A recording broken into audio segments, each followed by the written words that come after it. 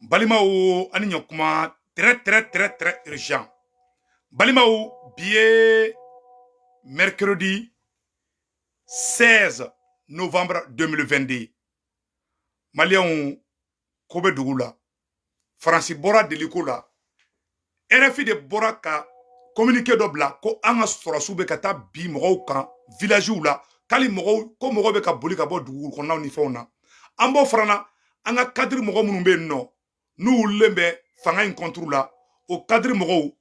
malien au de fana alamne uni union européenne gata nyonye bi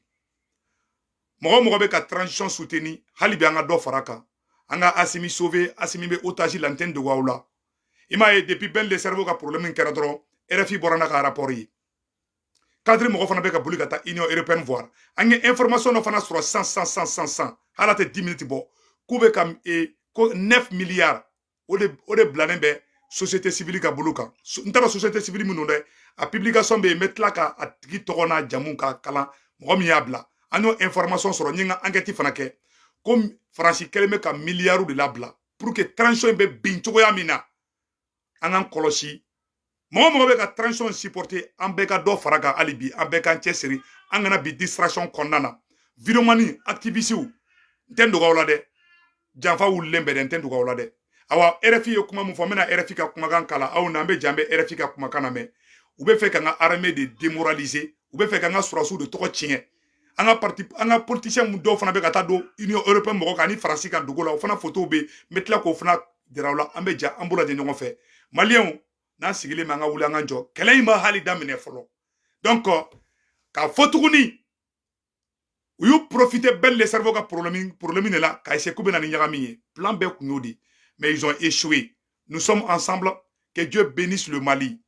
Ala kana foyi ke Mali la. Maliens, en bekanteke di nyoko manga transition indeme sur la base de la vérité. Donc bora ko de fo bela jelengena aya keto de. RFI mu sebe mena kala aw na be je ko la je nyoko fe Maliens. Bon RFI ka kuma kan fle Maliens aw na ngola me nyoko fe de. Nouvelle allégation d'exaction de l'armée malienne à Briga dans le centre du Mali à Bandiakara. Aye ni kuma la mede. RFI et Moundé Sebe, qu'au Mali, de nouvelles allégations d'exaction visent l'armée malienne. RFI, France 24, ani faso den jugu, ube ka asimi, ani surasi tou, ube ka oka CPI taka de la betangui. Aywa fara, ayakli tou erade surasu, mbo fayana bide, ube ka oka CPI taka de la be. Donc, aya blau kuna, ambe kele muna, ali kele madame ne folo, kuma teko kaban. Franci be ali mogo wolo den bla ki faga uyake chari ubi faga ki den bla place la Franci fe kele surasu hali kele madame ne folo awa bekan chesiri Mali activiste Mali video manu an bekan chesiri kele ma hali damne folo billahi ambe ni sankeme kele di ni sankeme fla kele di Franci ta dabla na ya si na ngirema nyon kele no ma dafri andala aka fo mako tunya mako de ta fol fleni na sigi numa dafirindela aka shibon tege kono Franci ma dabla flode Franci ma kla flode anglais yu ka surasu labo français yu ka surasu labo aywa Côte d'Ivoire fana ka surasu labo sisa ubeka armée malienne de toko tie sisa oroko samba fo asimi bala keni force de changement nye iki se moni politicien osina ubeka oni ben mbla nyogona ubeka ambe bla nyogona ka ambe siga nyogona memena do orola ayala je ubeka mufo anga surasu ma ayenu kuma la mede. Au Mali, de nouvelles allégations d'exaction visent l'armée malienne. L'armée malienne mène depuis des mois de nombreuses opérations antiterroristes dans le centre du Mali, où des groupes soutiennent à l'islam et aux musulmans le Jénim sommet nombreux villages à ces règles. Une opération menée ce week-end dans le village de Birga, cercle de Koro, région de Mokti, aurait conduit à l'exécution de plusieurs villageois. Des arrestations sont également rapportées. Rapportées. Selon de nombreuses sources locales, sécuritaires et civiles, tout a commencé lorsqu'une patrouille de l'armée malienne, accompagnée des chasseurs traditionnels d'Osso, leur servant de guide, a croisé la nouvelle de 3 personnes à moto, parce qu'ils les soupçonnent d'être liés aux djihadistes très présents dans la zone des combattants de Katiba, de Massina, liés à Acmi. Des soldats maliens et des chasseurs d'Osso poursuivre les 3 personnes qui se refusent dans les villages de Birga. Les discussions avec des notables ne permettent pas d'apaiser la situation. Donc, selon plusieurs sources, 3 à 4 ou plusieurs personnes sont tuées par l'armée malienne. Maliens, comment beflene? Ou koko Burkina. Ko beka mosu marfa di mosu ma ko kata flaw faga. Ou ko tuguni Mali farana tuguni. Ko Mali sorasu. Ko oluni donso de beka fara ɲɔgɔn kan. Ko ka taga village ko village mɔgɔ bɛɛ bɛ ka boli ka taga. Ko bɛɛ bɛ ka boli ka bɔ. Ko bɛɛ bɛ ka boli ka bɔ village kɔnɔna na. Maliens, n'yo de fɔ ɲɛna ni Faransi ka kɛlɛ ma ban hali bi. U kɛlen bɛ ka plan mun fana tracer Assimi contre la meno sɛgɛrɛ fana fɔ ɲɛna video kelen na. I m'a ye RFI de bɔra n'a ye. Un d'abord a y'a fɔ président Assimi ɲɛna a ka MINUSMA gɛn ka bɔ Mali kɔnɔ. MINUSMA de bɔra ni rapport ye. RFI de chaque fois ni MINUSMA bɛ bɔ rapport. MINUSMA tɛ dɔwɛrɛ la dɔrɔn k'an ka sɔrɔsiw k'u tɔgɔ tiɲɛ. Ne t'a dɔn MINUSMA bɛ mun ɲini Mali kɔnɔ. Wallahi ala an b'a fɔ président Assimi ɲɛna a ka fɛrɛ k'a ka MINUSMA gɛn. Maliens, o tɛmɛnen kɔfɛ ka b'a la a yɛrɛ RFI kan ko de nombreux villageois a ye nin kuma labɛn des Maliens. Enfin 11 à 18 villageois auraient été arrêtés. De nombreux villageois ont pris la fuite pour se réfugier en brousse. Comme Mali armée mɔgɔw bɛ ka mɔgɔw gosi ka mɔgɔw don kaso la ko mɔgɔ 11 ni mɔgɔ ka taa mɔgɔ 11 ka taa mɔgɔ 14 na ko y'olu bɛɛ faga ko mɔgɔ caman bolila ko dugula mɔgɔ bɛ ka dugu bila ko armée malienne bɛ ka mɔgɔw faga ko Mali sɔrɔsiw ni doso bɛ ka fara ɲɔgɔn kan ko ka taa mɔgɔw faga ko ka bin mɔgɔw kan a yɛrɛ a lajɛ dɛ a bɛɛ lajɛlen ɲɛ b'a la dɛ bon o bɛ kanga bon mɔgɔ jumɛn bɛ k'u dɛmɛ ka baara kɛ MINUSMA de bɛ ka u dɛmɛ nin baara ninnu na n bɛ ka tiɲɛ de fɔ n ɲɛna bi dɛ ne t'a dɔn MINUSMA bɛ mun ɲini ne t'a dɔn Assimi kelen bɛ ka fura min ye MINUSMA la ne kɛ n t'a dɔn Maliens ko k'u t'a fɛ b'a filɛ a b'a to nin na ni fanga kɛni binna don o don politicien kolo tigɛ kɔnɔ a kɛra politicien fɛn fɛn ye ni fanga in binna politicien kelen tigɛ kɔnɔ n'u ma an ɲɛ tɛ n'u ma minɛ ka taa n'a ye CPI la a ka fɔ ma ko tu ɲɛmɔgɔden an tɛ fɛ a ka malo de o a bɛ ka anw kɛlɛ kunu kun ye Segu Tunkara ye Sogɛli Mayiga dɛ u bɛ k'aw ni Sogɛli bila ɲɔgɔn na u bɛ k'aw ni Segu Tunkara bila ɲɔgɔn na sisan turu bɛ bɛn le cerveau de la n'u y'a ka mɔgɔ ɲɛnama bɛɛ sama ka bɔ aw kɛrɛfɛ u bɛ taa aw bɛɛ siyɛdenni minɛ u bɛ fanga ta n'u m'aw minɛ k'aw bila ka taa CPI la n'a ye Tunkara den a ka fɔ ma ko ɲɛmɔgɔden tatɔ filɛ a bɛɛ la cɛ ne bɛ ka tiɲɛ de fɔ an ɲɛna an ɲɛ tɛ a wagati min na katika dɔw bɛ ka bɔ ko a ba bɛn le cerveau an ka cadre mɔgɔw bɛ ka boli ka taa Union européenne voir u bɛ ka plan bɛ ka tracer côté bɛɛ la u bɛ ka essayer k'u bɛ don silamɛw fana na k'o bila transition na u bɛ ka cafouillage créer fan bɛɛ u bɛ ka ɲagami créer fan bɛɛ galon bɛ ka tigɛ ka nɔrɔ an ka sɔrɔsiw la RFI bɛ ka bɔ ni rapport ye MINUSMA bɛ ka bɔ ni rapport ye an contre la politiciens bɛ ka don Union européenne kan u bɛ ka taa don Faransi kan mɔgɔ bɛɛ bɛ ka ɲagami siga bɛ ka kɛ bɛɛ la sɔrɔsiw yɛrɛ dɛmɛbagaw minnu bɛ ka sɔrɔsiw dɛmɛ u bɛ ka sɔrɔsiw n'olu yɛrɛ fana bila ɲɔgɔn na a ye Union européenne mɔgɔw lajɛ ani cadre mɔgɔw u photo filɛ minnu photo bɔ k'o yira aw la Maliens o fana photo filɛ nin an ɲɛ tɛ an ka cadre mɔgɔw u ni Union européenne de fana bɛ ka ɲɔgɔn ye an ɲɛ t'a la a yɛrɛ bɛɛ lajɛlen bɛ photo in na dɛ Union européenne mɔgɔw bɛɛ b'a dɔn olu bɛ Faransi de ka baara la Mali ye plainte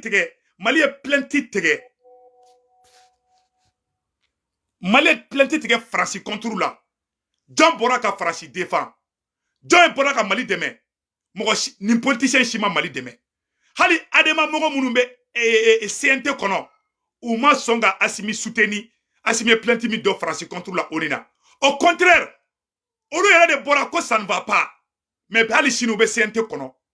Assimi i fagabagaw de b'i kɛrɛfɛ Assimi aw lebubagaw aw ka fanga cibagaw olu de kɛlen bɛ ka aw la mini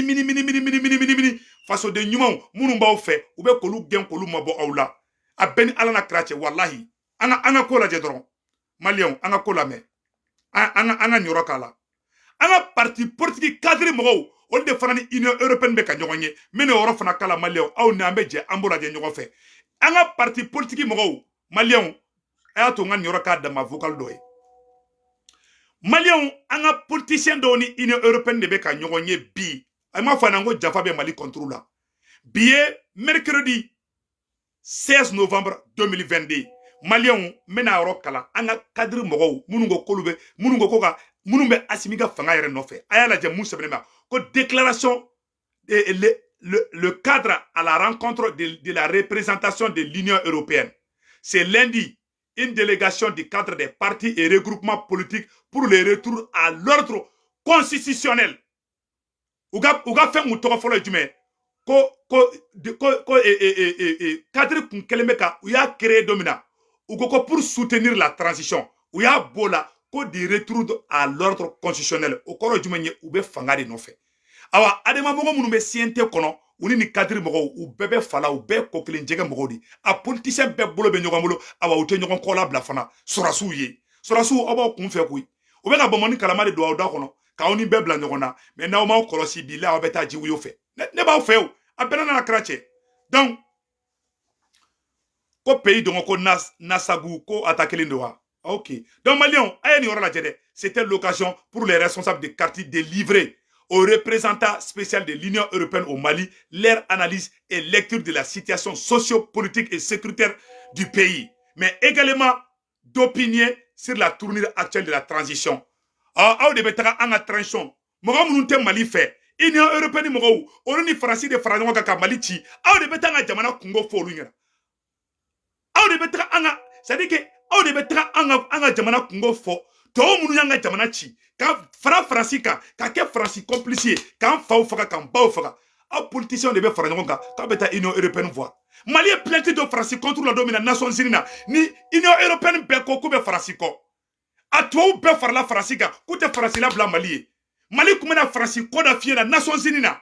jɔn ye Faransi sutura jɔn ye Faransi sauvé l'Union européenne ɔ bi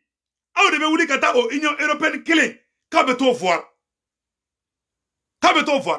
donc Mali ta Union européenne de ta kɛra Mali ye sisan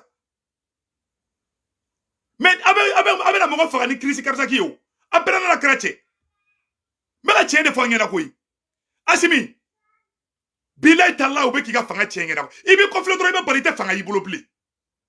a bɛɛ ni Ala na kɛra cɛ donc k'a ɲɛfɔ an bɛ sigi kuma in kan i ni aw ni Ala na kɛra cɛ cadre mɔgɔw de filɛ et puis plan mun b'u bolo maliyɛnw n bɛna plan in bɛɛ lajɛlen n bɛna a sɛgɛrɛ bɛɛ lajɛlen fɔ aw ɲɛna plan jumɛn b'u bolo sisan nɔ u b'an bɛɛ lajɛlen bila ɲɔgɔn na n bɛna a sɛgɛrɛ fɔ aw ɲɛna dɛ nin bɛ k'a dama vocali ye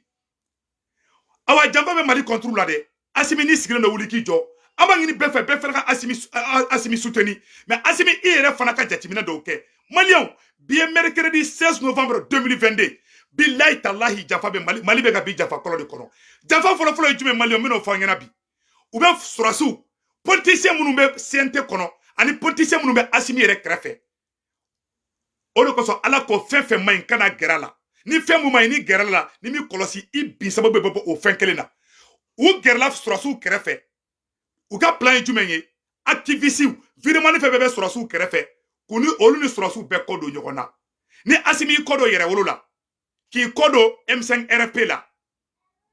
o mɔgɔ kelen minnu o politicien kelen minnu bɛ Asimi kɛrɛfɛ n'u bɛ CNT la n'u bɛ position bɛɛ la o mɔgɔ kelen de bɛ tila tuguni ka na anw voir i m'a ye sɔrɔsiw y'aw janfa i m'a ye sɔrɔsiw t'aw fɛ a ye n'an ka jɛ ɲɔgɔn an ka sɔrɔsiw gɛn bon n'a ma kɛ mɔgɔ hakilima ye an b'an yɛrɛ sɔrɔ an bɛ taa Faransi ka baara kɛ plan mun bɛ yen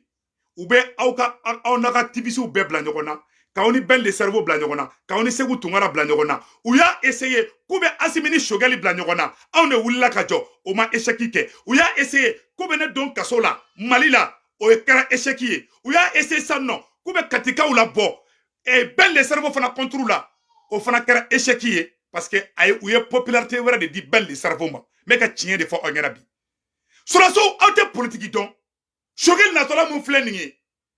Choguel ko bɛɛ ka fara ɲɔgɔn kan force de changement ko ka aw sɔrɔsiw dɛmɛ sɔrɔsiw n'an sigilen bɛ an ka wuli an k'an jɔ bilahi talahi ni fanga in binna anw bɛ binna Asimi an tɛ ka Asimi dɛmɛ dɔ wɛrɛ la parce que ni Asimi binna Mali bɛ bin ni Asimi binna Afrique bɛɛ jigi bɛ kari bilahi talahi u bɛ ka plan mun kɛ plan in bɛ ka marcher n tɛ nɔgɔ aw la dɛ u ka jan u ye jan mun da Asimi ɲa Asimi bɛ ka bin jan in kɔnɔ dɔɔni Asimi nin ye e yɛrɛ wolo perdi ka M5 perdi o kuma la e bɛna soutien jumɛn sɔrɔ Maliko la bilen o ye ka ko de bantɔla ye i m'a ye wagati min na u y'i pousser Ben le Cerveau contre la k'i pousser Segu Tunkara contre la k'i pousser Boubou Mabel contre la o wagati kelen o bɛ ka taa Union européenne voir a politicien minnu bɛ CNT kɔnɔ a politicien minnu bɛ aw kɛrɛfɛ a cadrew a fɛn fɛn bilahi a bɛɛ bɛ ɲɔgɔn kalama a bɛɛ bolo bɛ ɲɔgɔn bolo dugu la u ka laɲini tɛ ko ka e dɛmɛ fanga la dɛ u ka laɲini ye k'e n'i ka activiste bɛɛ bila ɲɔgɔn na imana mangoya kuma mina ube soro ki shede ni mine ka fanga soro ki shede ni mine ki lebu ina fo mun kera Kadafina ki lebu ina fo yamun ke Laurent Gbagbo ki lebu ina fo mun kera fanga Saddam Hussein na lebu mun da France ka lebu mun da Amerique ka Saddam Hussein ma da Amerique ka awa fanga Kadhafi ma dauka depuis ala ka ngolo kan bla diɲɛ kɔnɔ farafin kelemu n'a ye tubabu lebu ka tubabu sense alama ka tubabu la maloya diɲɛ kɔnɔ ani diɲɛ ko ani lahara o ye Assimi de ye mun de bɛ kisi tilennenya baara kɛ n'i ka force de changement n'i ma baara kɛ ni force de changement ye ni fanga binna nin politicien kelen tigɛ kɔnɔ i bɛ taa CPI la ni fanga binna nin politicien kelen tigɛ kɔnɔ wala o b'i lebu lebu mun da Kadhafi ka i m'a ye lebu mun da Samuel Doe ka i m'a ye u ka force internationale fɛn fɛn bɛ a bɛɛ escroc de CEDEAO mɔgɔw ye force bila ka taa Libéria en octobre 1990 o ka sɔrɔ dɔw ma bolo u ye force mun bila ka taga fɛngɛ fɛ a tɔgɔ bɔra n kɔnɔ Libéria ko ka Libéria président k'a nɛgɛ Libéria président bɔra ka palais kɔnɔ Samuel Doe u y'a ta ka di rebelle ma rebelle ye président ɲɛnama Bousso ka kulusi ni guloki bɔ a la mun da tubabu kan Samuel Doe ma da tubabu kan mun da tubabu kan bilahi Kadhafi ma da tubabu kan bilahi i jugu de b'i kɛrɛfɛ walahi i bɛ jan kɔnɔ walahi i bɛ ka taa jiwuyo de fɛ i ka di anw ɲɛ an tɛ fɛ k'i perdi n'i ye yɛrɛwolo kɛlɛ ka M5 kɛlɛ ka an bɛɛ kɛlɛ bilahi talahi i bɛ kɛ gɔn kelenna bila ye u bɛ tila ka taa fɛrɛ i kan u bɛ koda e kan garange Mamu da Bagolo kan u ka plan tɛ dɔwɛrɛ ye k'i n'i ka mɔgɔ ɲɛnama bɛɛ fɛngɛ deuxième plan ye jumɛn ye i m'a ye wagati dɔ kɛra la Touré kun bɛ to ka programme Touré kun bɛ to ka yɛrɛwolo mɔgɔw minɛ k'u don kaso la depuis wagati ne sɔmina n ko plan dɔ bɛ yen plan tɛ dɔwɛrɛ ye mɔgɔw de bɛ M5 kɔnɔ mun bɛ ka politicien dɛmɛ ka aw ka transition yɛrɛ détruire c'est la pure et simple vérité ni bɛn le cerveau ye ko kɛ n'a ma bɛn a y'a wele an ka kɛ sokɔnɔ kuma ye hali anw ni aw bɛ ka bɔ ka ɲɔgɔn sama fɛn fɛn kɛ walayi nin bɛɛ ka di Macron ye nin bɛɛ ka di Faransi ye Macron bɛ ka tɛgɛrɛ de fɔ bi katikaw ye bɔli min kɛ kunu o diyara Macron ye katikaw ye bɔli min kɛ kunu bɛn le cerveau contre la katikaw kelen ma bɔ dɛ Mali juguw taara fara katikaw kan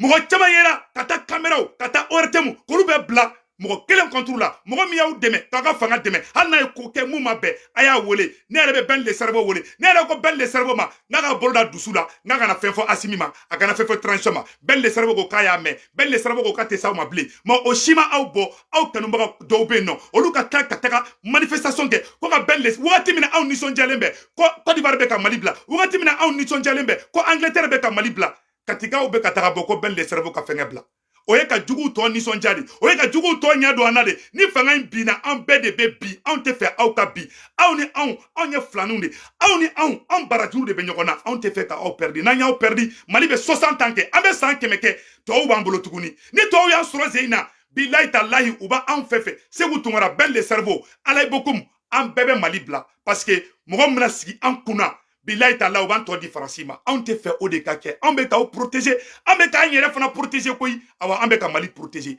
n'an y'aw perdu o man di anw ma an bɛ k'an yɛrɛ ka intérêt défend parce que an fana ni bɛ ne Assimi binna dɔrɔn Sékou Tounkara tɛ se ka taa Mali la bilen parce que Faransi bɛ ne bali ko n tɛ taa Mali la parce que mɔgɔ min bɛna Assimi place la o de bɛna Faransi ka baara kɛ a y'a bila aw kunna tuguni a ka baara kɛ ni force de changement ye plan fɛn fɛn bɛ ka kɛ aw kanubaga fɛn fɛn minɛna aw ye tɔgɔ tiɲɛ sɔrɔ a bɛɛ la ne Sékou Tounkara minɛ min kɛra ka taga ne kan 1 na a ye dɔ bɔ aw ka popularité la mɔgɔ caman ko k'u ye transition in to ye a ye kuma in lamɛn dɛ ne Sékou Tounkara ne ka minɛli la a ye mɔgɔw dimi aw kɔrɔ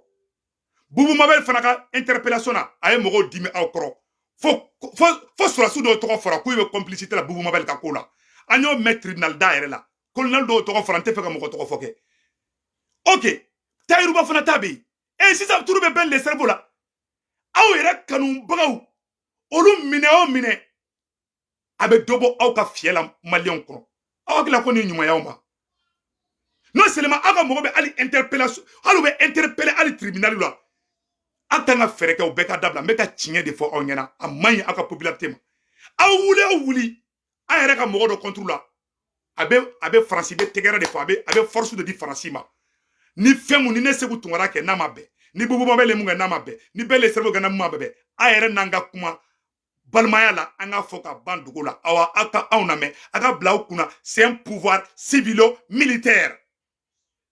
ne ma Mali politicien mun b'aw fɛ ka tɛmɛ Choguel kan n bɛ sigi kuma in kan o politicien tɛ Mali kɔnɔ mun bɛ aw sɔrɔsiw fɛ ka tɛmɛ Choguel Mayiga kan Choguel Mayiga Segu Tunkara wele ka Ben le Cerveau wele Choguel Mayiga ko Segu Tunkara Ben le Cerveau a y'a kɛ Ala kama aw kana se sɔrɔsi kelen ma a ye sɔrɔsiw fara ɲɔgɔn kan aw kana sɔrɔsi kelen critiquer Ben ye n seere ye Ben ye n seere dɛ depuis don min na Yɛrɛwolo y'i tɛgɛ di Choguel ma kan ka Asimi dɛmɛ Yɛrɛwolo ka malheur daminɛna depuis o don mun ka di a dɔw ye Yɛrɛwolo ka to ka Asimi Yɛrɛwolo ka to ka Choguel nɛni Yɛrɛwolo ka to ka bɔ ka mɔgɔw dɔgɔya o de kun ka di a dɔw ye le fait que Yɛrɛwolo ko k'an bɛɛ sɔnna k'an bɛɛ ka fara ɲɔgɔn kan depuis o don mɔgɔ dɔw bɔra hali Yɛrɛwolo la ka taa Yɛrɛwolo tɔgɔ tiɲɛ musolaka dɔw an b'u tigi dɔn an tɛ mɔgɔ tɔgɔ fɔ kɛ bilahi talahi fara ɲɔgɔn kan de b'a to aw bɛ ɲa élection bɛ ka surunya jɔn de bɛ se ka bɔ bi k'an tɛ politicien fɛ k'an bɛ fɛ sɔrɔsi de ka kɛ fanga ye o ye force de changement de o force de changement de bɔra le 14 k'aw kisi aw n'o de kan ka baara kɛ ɲɔgɔn fɛ aw mana dimi an kɔrɔ aw bɛ téléphone tigɛ an ka leaderw la aw b'aw furugu an kɔrɔ wulufarinba n'i ka wulufarin faga dɔ ta b'i kin aw ni anw tɛ se ka taa ka ɲɔgɔn to n'aw y'an bila aw bɛ tila ka na n'an fana y'aw bila an bɛ na n'an ye aw sɔrɔsiw bila an ma ɲɛsin jɔn de ma sisan n'aw sɔrɔsiw fana ye anw bila aw b'aw ɲɛsin jɔn de ma n'aw yɛrɛ fagabagaw tɛ 9 milliards de milliards a y'a lajɛ dɛ a ye nin kuma lamɛn n bɛ na nin kala maliyɛn bɛɛ ka nin yɔrɔ lamɛn dɛ mun de sɛbɛnnen bɛ yan nɔ milliards de bɛ ka bila Faransi kelen bɛ ka milliards de bila pour que k'aw ka fanga bi yanni janvier cɛ o tɛ wagati ye k'an yɛrɛ dama ka kɛlɛ an yɛrɛ dama ka kɛlɛ a t'aw arranger a y'a lajɛ pour votre information, des organisations de la société civile vont recevoir de l'argent de l'extérieur, plus particulièrement de la France, dans les prochains jours, pour cesser les dynamiques, leur rôle et créer une rupture de confiance. 9 milliards ont été mobilisés ainsi par la sable. Source Ibrahima Maïga. A flène ni mogo mogo balamba choma. Milliards kononton, o de débloquer les bains. Koko di, transition be bin chogo ya mina. Odo kosonga oma aka video manu aka activisu ay statut do duma ayu gere awla akunu mogo dena fili sundugute an be kan tege di nyogoma transition be sobe chuga mina naw bina numata naw ye CPI la ka shibon tege kono naw ma barake na ma zigi zagi ndabla ay kangar da mogo mun bawla munu be kataka don politicien ka naw ma usema politicien ni sena naw ma ta yere soro CPI la na ye tungara dia ka foko nyamogo den tato fleni et puis ala ye fendo da ala ko janfa may mogo ni janfa ke ala ta to ida bila me ka tienne fana aw kadne il faut que ne ka tienne fa ngena ayra ma yoro be ka nyagami chuka bina donc amba ko amba dili be fe be ka o deme fana mais tienne ka fo on frena aka double genou dabla aw tse ka on ni politicien frana ngoka fen kelen aga fanga in saraka to de ay baraka ni force de changement ni